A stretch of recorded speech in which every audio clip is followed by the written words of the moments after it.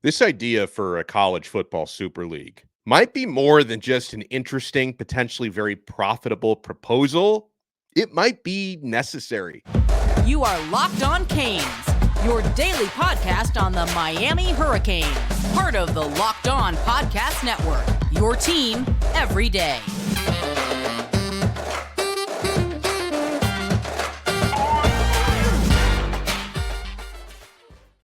Happy Sunday. I'm Alex Donno, University of Miami alumnus, longtime South Florida sports radio vet and writer for allhurricanes.com. Thank you so much to the everydayers for making Locked On Canes your first and second listen of the day. We are available free wherever you get your podcasts. We're free on YouTube. We're part of the Locked On Podcast Network, your team every day. And the everydayers, we absolutely love you.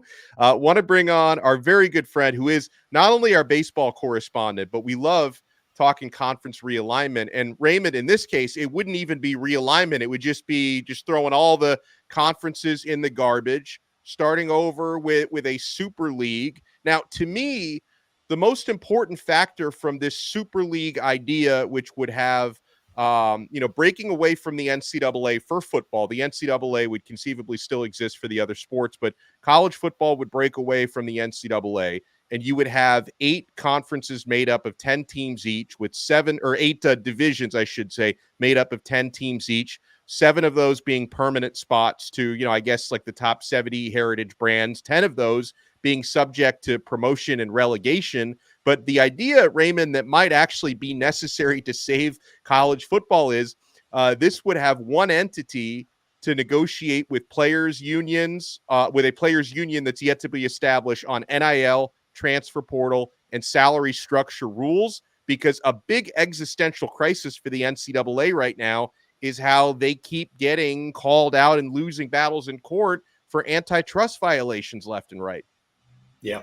I think bottom line, when it comes to football, NCAA is just done. They've got no authority. Nobody wants them to be the authority anymore because they're outdated.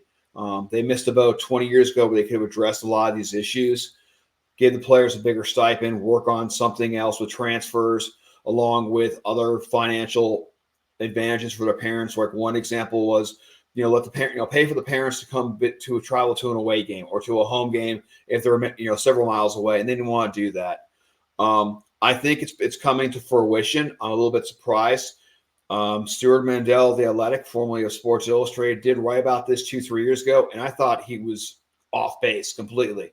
But obviously, he knew something on the inside that this was being talked about and worked on already. I have mixed emotions on it. I think it's where it's going to go. I'm going to miss a lot. I'm going to miss some of the old conferences like Pac-12. Pac-10 I grew up on.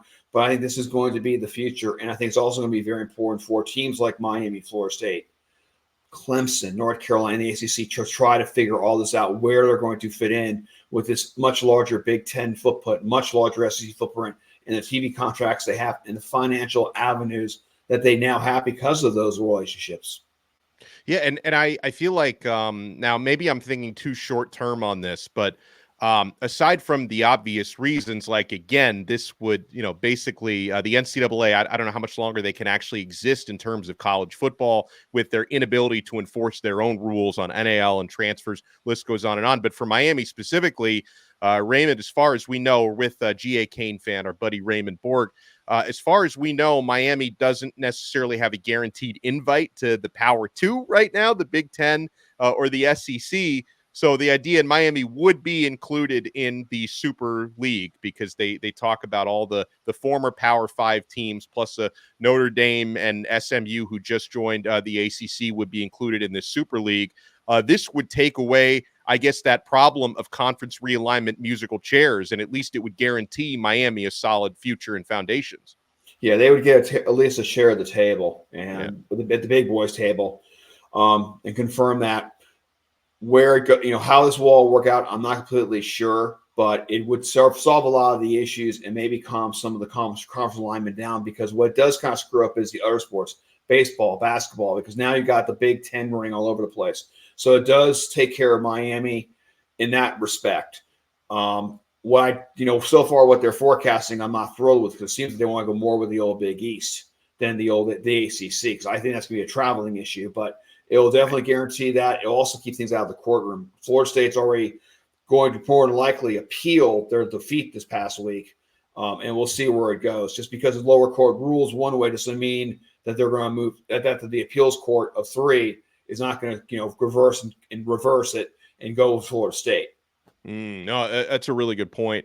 Look, some of the obstacles right now that are facing the Super League, and something that's been talked about a lot. You mentioned Stuart Mandel from The Athletic. Andrew Marchand was his co-author on the big story that just dropped this past week. And I was watching an interview with Marchand on 3 Sports the other day. And, when you're talking about basically from a football standpoint, abolishing these conferences, there's obviously not incentive for the conference commissioners. And, the most notable ones are Sankey with the SEC and Petitti with the Big Ten, Phillips with the ACC and so on. They don't really have incentive to try and push this proposal forward because that's taking something away from their job and potentially taking their job away, period. I know the conferences still exist for the other sports.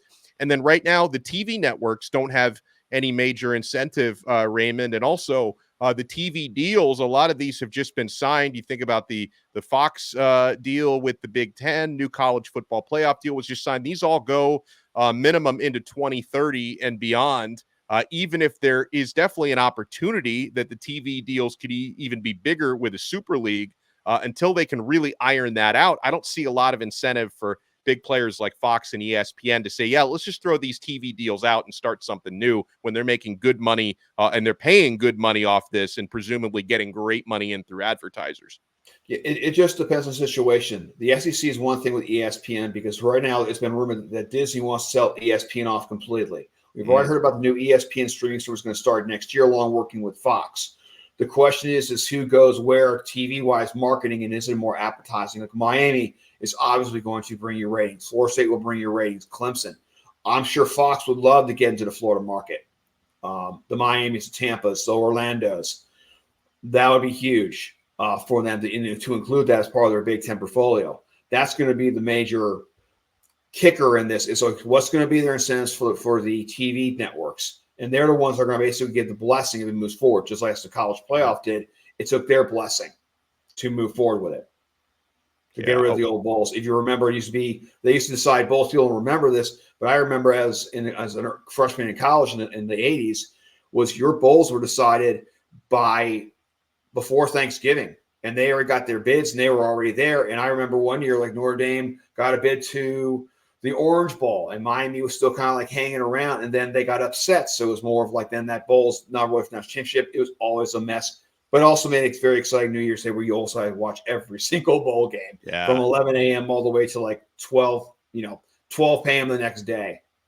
To show my age. No, it was signed and a good memory, by the way, on that stuff as well. We do want to talk some baseball with Raymond now. As we're recording this right now on late Sunday afternoon, it's been a roller coaster game for Miami in the finale against Duke. Miami's trying to snap their 5-game losing streak. They do have now Miami an 8-7 lead in the 11th inning, and that comes after blowing a 7-1 lead in the bottom of the 8th. So it's been an absolute freaking roller coaster. And I mentioned Miami on a 5-game losing streak right now in baseball. They're looking to snap that, and maybe they're about to. But been a lot of ups and downs with this young team. We will break it all down when we come back. Keep it locked right here on this Sunday episode of Locked On Canes. And I know you're keeping it locked to LinkedIn Jobs. If you're a small business owner and you're hiring, you want to find quality professionals that are right for the job. That's why you have to check out LinkedIn Jobs. LinkedIn Jobs has the tools to help you find the right professionals for your team faster and for free. LinkedIn isn't just another job board. LinkedIn has a vast network of more than 1 billion professionals, which makes it the best place to hire. It gives you access to professionals you can't find anywhere else. LinkedIn does all of that while making the process easy and intuitive. Hiring is easy when you have that many quality candidates. So easy, in fact, that 86% of small businesses get a qualified candidate within 24 hours. 2.5 million small businesses use LinkedIn for hiring. Join them. Post your job for free at linkedin.com/lockedoncollege. That's linkedin.com/lockedoncollege to post your job for free. Terms and conditions apply. Thank you so much for making this Sunday episode of Locked On Canes your first listen and your first watch today. We're free wherever you get your podcasts. We're free on YouTube. We're part of the Locked On Podcast Network, your team every day. So, until we get the final result in this Duke game, Miami is 15-15 on the season, Raymond. And it seems like the Canes baseball team plays up and down to the levels of competition. Why do you think that is? I think basically because they're very young and inexperienced. Also, their pitching's not done very well. I mean, their main starters have an ERA over 4. Another thing that's not being talked about is they've already got at least 32 errors for the beginning of this Duke season, and that's cost them a lot of runs. Watching the Duke game on Friday night, I believe, they have in the bottom of the ninth, they basically missed an easy fly ball, dropped it, and next play was got to third base, got a hit, and that was the game they won, I believe, 4-3. So that's been a real issue. And also, JD is a first-time manager. I think it's very important to know he's on a learning curve, and we may have to be a little bit more patient with him. What I'm not patient with is their pitching coach, Laz Githrath. I'm not very impressed with him so far. Watching this game, I don't quite understand what he's doing. Nick Robert was put in there a relief. I want to say about the 8th inning. As I talk to you, I can't watch my TV, but he didn't get a lot of warm-up. He's actually been a true freshman who's played very well, has gotten a couple of wins, and has shown outstanding potential. I'm very excited about to watch him pitch toward the rest of the year. He is someone who I think is also very much on the hot seat right now on the way he handles pitchers and development. But I say, they got all their main 3 starters that are coming in that are returning lettermen have an ERA over 4, and that's absolutely unacceptable. And now, Zeal has come back. He actually pitched like 8 innings against Duke and started to look like back to his old self from this past year. But I'm still starting to wonder is what has changed. Why has the pitching gone so downhill this year? I know it's a young freshman. They lost a couple of guys to the draft, but it seems more than that. Given that they're a young team and we've seen some signs in the positive, do you think this is a team that can peak late in the season for, a hopeful postseason run? It's going to be difficult right now in Baseball America. They have a forecast to be in the region and back to Gainesville, play UCF and Bethune-Cookman. But it's going to be really difficult. They still got to finish out the season against Florida State, Louisville, and Virginia Tech.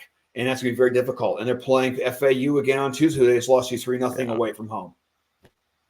So there's no consistency, which concerns me, which was my concern at the beginning of the year.